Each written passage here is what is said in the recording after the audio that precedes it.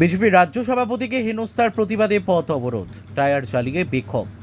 উত্তর চব্বিশ পরগনার বজবজ এলাকায় বিজেপির রাজ্য সভাপতি তথা সাংসদ সুকান্ত মজুমদারকে হেনস্থার ঘটনার প্রতিবাদে পথ অবরোধ কর্মসূচি পালন করল ভারতীয় জনতা পার্টি।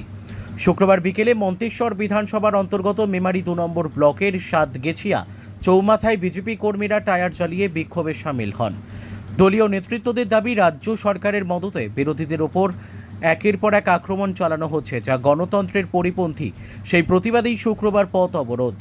ঘটনাস্থলে উপস্থিত ছিলেন পূর্ব বর্ধমান জেলার বিজেপির সাংগঠনিক সম্পাদক সৈকত পাজা, 5 নম্বর মণ্ডল সভাপতি পলাশ মণ্ডল, সংখ্যালঘু মোর্চার মণ্ডল সভাপতি সালাম মল্লিক, প্রাক্তন মণ্ডল সভাপতি তাপস পাল সহ বহু কর্মী সমর্থক। প্রায় 15 মিনিট ধরে চলা এই পথ অবরোধে জরুরি পরিষেবাকে ছাড় দেওয়া হয়, তবে সাময়িকভাবে যানজটের সৃষ্টি হয় এলাকায়। পরে মেমারি থানার সাতগেছিয়া পুলিশ ফাঁড়ির পুলিশ এসে বিজেপি কর্মীদের সঙ্গে কথা বলার পর অবরোধ উঠে যায়। ঘটনাকে কেন্দ্র করে এলাকায় সাময়িক উত্তেজনার সৃষ্টি হলেও পরে পরিস্থিতি স্বাভাবিক হয়। ব্যুরো রিপোর্ট, আমাদের টিভি। আজকে আপনাদের দলের কি কর্মসূচি ছিল এবং কি কারণ? আজকে গতকাল আপনারা জানেন যে আমাদের সম্মানীয় রাজ্য সভাপতি বজবজে যখন ডক্টর অশোক শুক্র ব্যানার্জি বাড়িতে ডেকে দেখা করতে যান তখন পুলিশে তাকে সর্বপ্রথম বাধা দেয় এবং তারপরে তৃণমূলের হারমাত বাহিনীরা পুলিশের সামনে আমাদের সম্মানীয় রাজ্য সভাপতির ওপর ইট পাথর এবং জীবন দিয়ে তাকে আক্রমণ করে।